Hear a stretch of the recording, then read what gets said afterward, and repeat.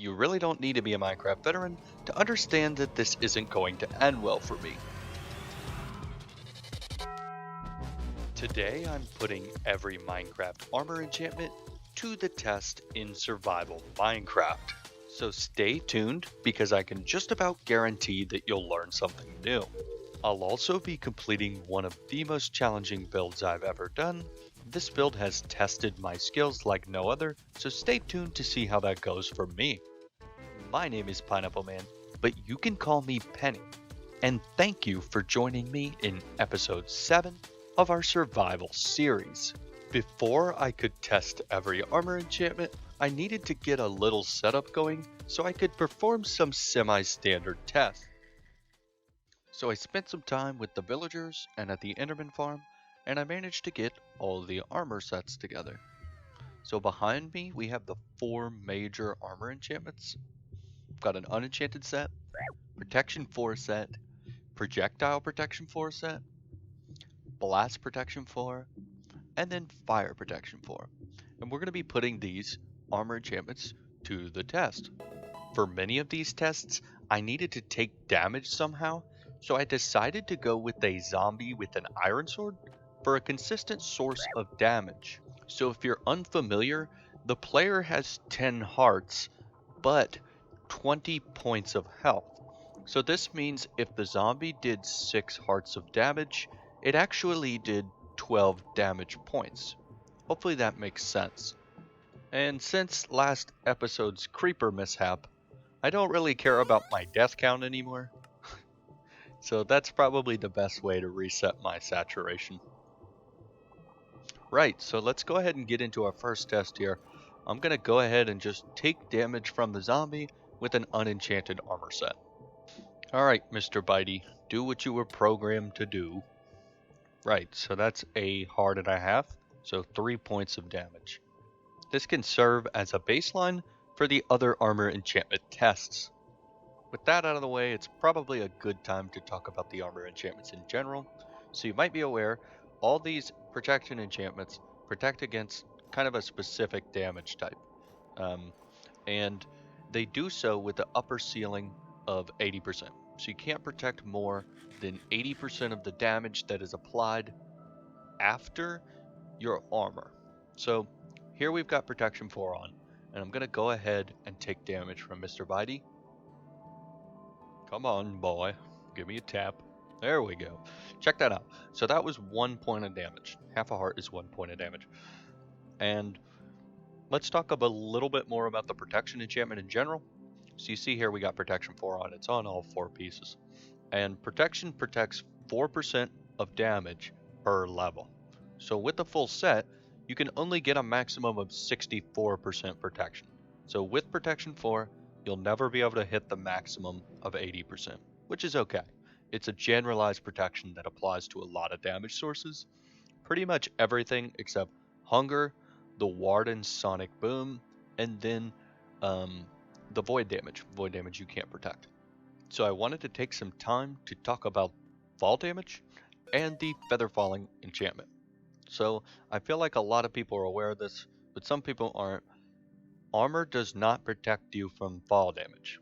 Armor enchantments do. Obviously there's feather falling, and we just talked about the protection enchantment. So spoilers, but those are the 2 enchantments that protect you from fall damage. Here I'm demonstrating that armor does not block fall damage. Let's have a look. Right, so that's to be expected. But the feather falling enchantment will protect 12% per level with a maximum of 48% in survival, because you can only get it on 1 armor piece. So if you want the full 80% protection from fall damage, you'll need 8 more levels of protection, since protection is the only other enchantment that can protect you from fall damage. So let's see it here. Right, so we live. Protection definitely does protect you from fall damage. And again, that's 4% per level. So if you want the maximum of 80% fall damage protection, you're going to need Feather Falling 4 plus 2 pieces with Protection 4. So that's kind of an important thing to know. Right, so it's probably time to talk about this Projectile Protection IV enchantment. I would say this is probably the most underused enchantment, but maybe not. Like the other specialized protection enchantments, it protects 8% per level, and that stacks up to 80%. Projectile Protection will protect you from arrows, trident, shulker bullets, llama spit, blaze fireball damage, and the impact damage from the gas fireball, plus the wither skulls, but not their subsequent explosions, right? So here I'm showing off the two skeletons. We've got an unenchanted skeleton and a power 5. And you'll notice that sometimes it does different damage. That's because bows have a range of damage they can deal. With the full diamond armor, you're taking about 1 damage from the unenchanted skeleton and around 3 damage from the power 5. So you can see the difference that Projectile Protection 4 makes.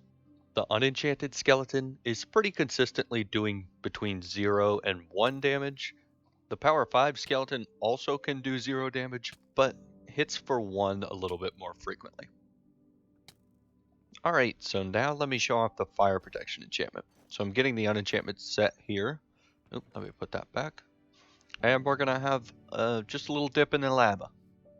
Oh no, he's hot!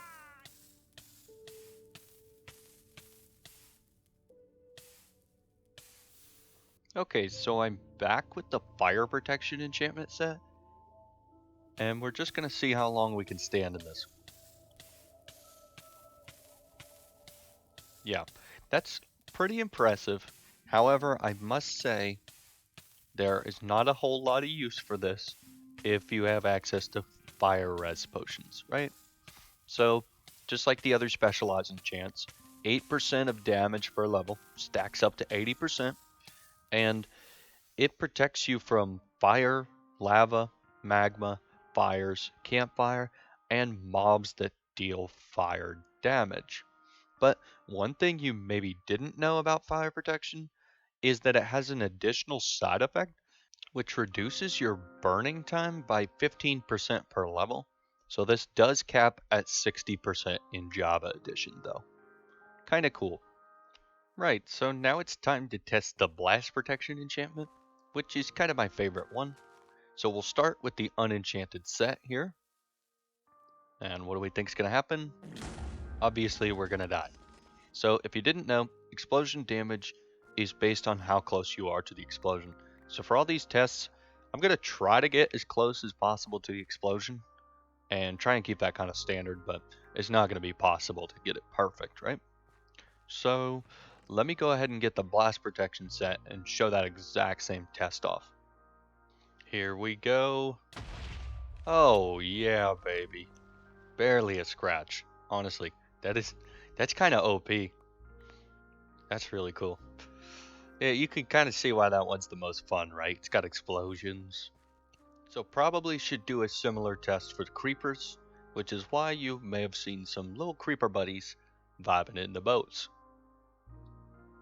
Unenchanted armor versus creeper, and not really surprising, is it? If we die from the TNT, we're probably going to die from the creeper. I don't actually know the exact damage values on those. It's possible that they're just exactly the same. But let me try that with blast protection now. Oh, I sure hope this creeper doesn't kill me. Take that, gamer. He just lost his life for nothing. Yeah, blast protection's pretty OP. So it actually has a secondary effect that I feel like a lot of players don't know about. It is pretty intuitive, however, and at 15% per level, it will reduce the effect of explosion knockback. Similar to the secondary effect from fire protection, that also caps at 60%. But it's a cool little factoid that I feel like not enough players are aware of. And as a grand finale for the armor test, I decided it would be appropriate to sacrifice one of my boys. Okay, what do we think's gonna happen? It's a charged creeper, right? We're gonna die. Right? Unless, JK unless. Hello. Hello there. Yeah. Not really that surprising. I don't exactly know the damage values on that, but I know charged creepers are significantly more powerful than a regular creeper. Cool. Worth it? Probably not, but I got a few to spare, so it's okay. Fellas really be out here dying for science. Right, so what do we think, gamers?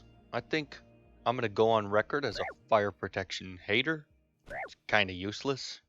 Projectile protection, he's also kinda useless. I'm gonna say the two you should really care about are Protection 4 and Blast Protection 4.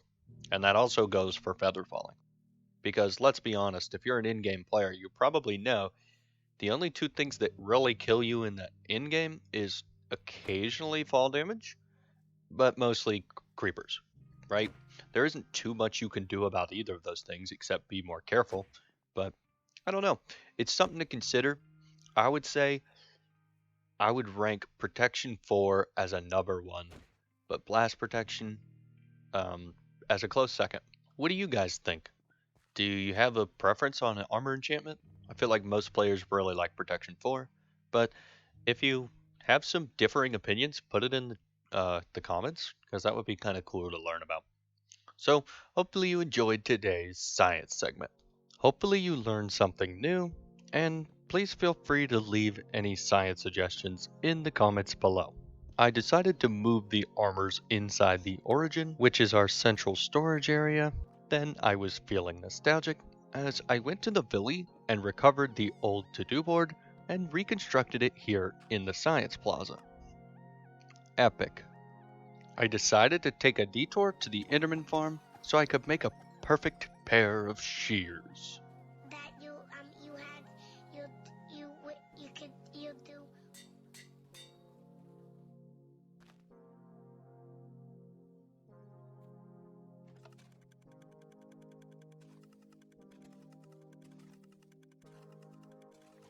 Having learned the forbidden knowledge of the Minecraft armor enchantment, I decided it was time to put my skills to the test in a Minecraft raid. So I took out my anger on these Redditors so I could get the bad omen effect, and it was pretty fun. These seriously have to be the most underwhelming hostile in the game. Kinda cringe, TBH. Oh yeah, baby, it's raid time. Oh no, they're playing with the bell. I'm gonna have to take that away from them. Stupid idiots. Oh, I'm sorry. You wanted to feel secure in your village and alert fellow villagers?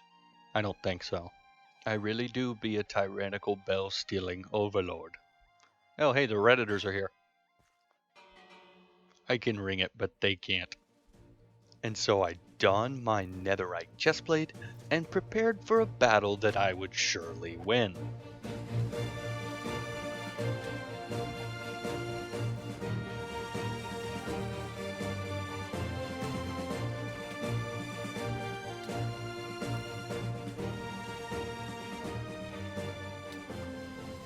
Through a combination of strength, determination, and science, I successfully got all the villagers killed. Yikes. My bad, guys.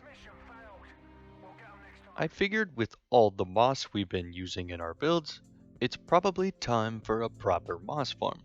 So I threw together a design real quick and creative, and it's not perfect, but I really like how it turned out.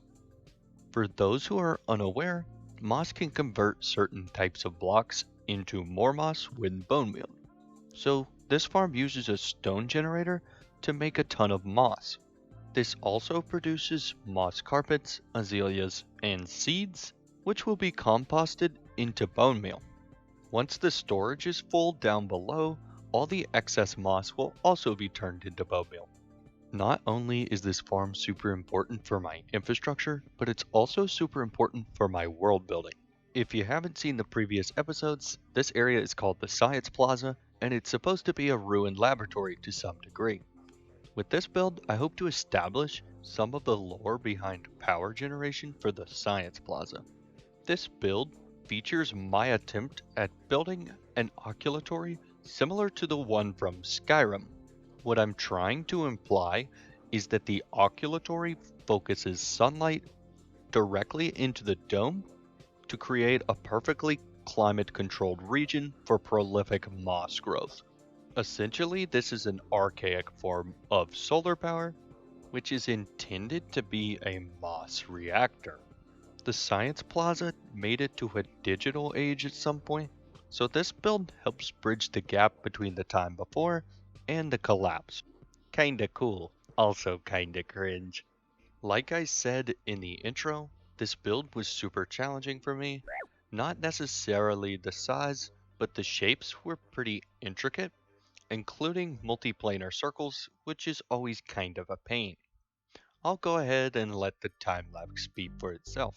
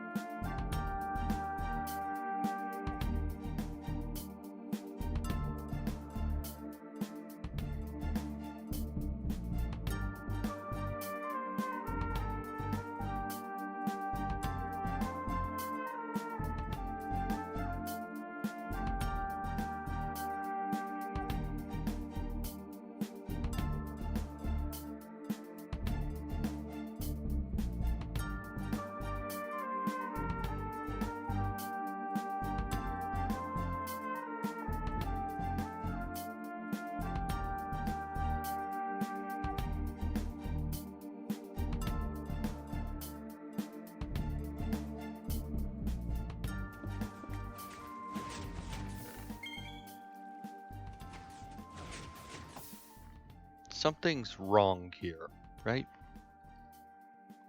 I don't think this is supposed to be here. Well, I don't know why that activated, actually. Kinda weird. But check that out. The sign that we put in this episode just saved the wood farm. An act of divine intervention. So I'm gonna need to repair this, but I thought I needed to show that off. Because, first of all, kinda weird. And also, that sign, he's an asset. Don't forget to leave your map art suggestions in the comments below. Hopefully you enjoyed today's science and learned something new, and hopefully you enjoyed the build. I really like how it turned out. If you have time, you should have a click on the Survival Series playlist on the left, because if you made it this far, I'm pretty certain you're going to like it. Thanks again for taking the time to be here, and if you wouldn't mind subscribing, it's free and it increases my serotonin levels. Hopefully I was able to entertain you this episode, and stay tuned for next episode. I'll see you there.